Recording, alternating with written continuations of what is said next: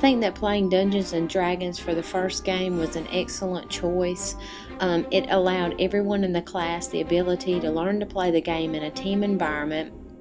I also enjoyed the simulation of playing the game through Wimba, so that we easily saw how the choices that we made in the quest as a team directed the game. I found RuneScape to be exciting, being able to move around as a group and to learn about the different things that we could use RuneScape for in an educational environment. In my opinion, playing these games in a group environment eliminated some of the confusion and questions that I had regarding maneuverability throughout the game. Thus far, Quest Atlantis is my least favorite game. I completely had a wonderful time in Spore, creating my creature and coming up with a storyline for my creature. World of Warcraft has been enjoyable also. I've had a good time completing the quest and learning about the different features of the game. I think there is so much for me to learn in World of Warcraft. I did purchase the subscription, so I do plan to play this even after the class is over.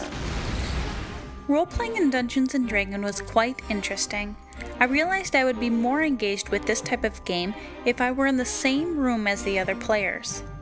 I liked that RuneScape was free and web-based.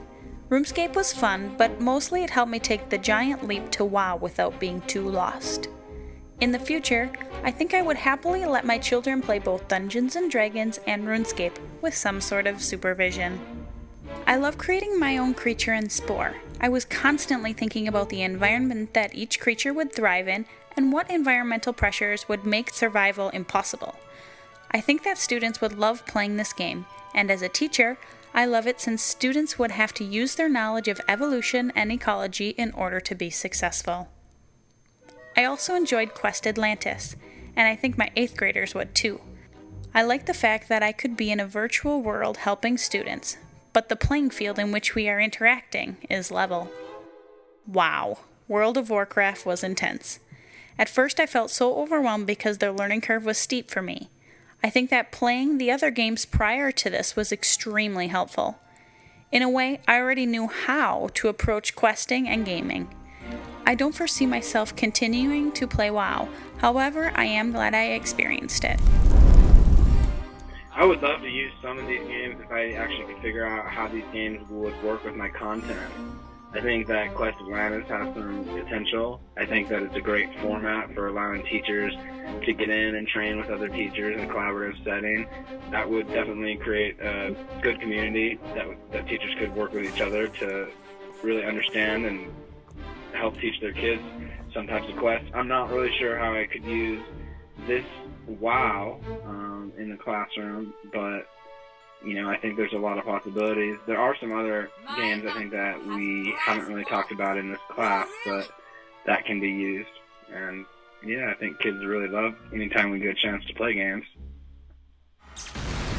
All of the games that we play in this class, for me, were very interesting. They have different characteristics. Some of them were more into role-playing and an adventure, and other ones were more into strategy and accomplishing tasks. Games like World of Warcraft require more ability and skills to be able to play the game. That means you need to familiarize with the character and with the surroundings and the tools that are available to you before you actually can enjoy the game and take advantage of all the possibilities that it offers to you.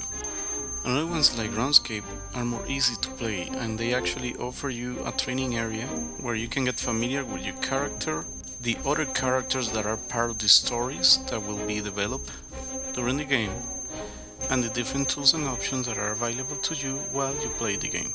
My favorite game was Spyro Creature Creator because you have the opportunity of creating a creature from scratch, and you can make decisions about its physical appearance and see how it will move and interact with its surroundings. I really did not like World of Warcraft for several years. There's quite a few things, the simplicity of the gameplay at the beginning, but that's good for lower leveled skilled players. Younger students can really grasp it quickly and easily. No, I'm not a fan of the button pushing, but what I do like is when you are a higher level character, you really have to group with others in order to accomplish a goal. For instance, if you're on a 40-man raid, it's difficult to complete the quest or kill the boss unless you're leveraging on everybody's resources. When half the people decide to quit the game because someone died, then it's kind of sad because you're left with 20 people in a 40-man raid. That's not the intention of the game. You're supposed to be working together. So I like that that knowledge can be imparted to our students in that they have a large goal that they have to accomplish together. And the only way they can do it is by working together. My reactions to Dr. Siegel's choice of games was mixed in this course. My least favorite of the examples were Dungeons & Dragons and RuneScape. I understand Dr. Siegel's intentions behind these two games, but feel that there are better examples out there. I think the electronic version of Dungeons & Dragons might be more relevant to today's gaming audience. Students might find a more enjoyable experience playing the online version. I think this might also lighten the resource requirements of physically having someone play Dungeon Master for several groups of students every month. I think that RuneScape and World of Warcraft are very similar in nature in the fact that both platform games rely heavily on leveling up to acquire new skill sets and characteristics. I think instead of having both games, I would keep World of Warcraft and possibly include another type of game, such as a simulation like The Sims, StarCraft, or East India Company. My favorite gaming experience this month was World of Warcraft. I was a huge fan of the first two versions of this game, but had never gotten around to playing World of Warcraft. I was easily sucked into the game and found it to be the most enjoyable out of all the games this month.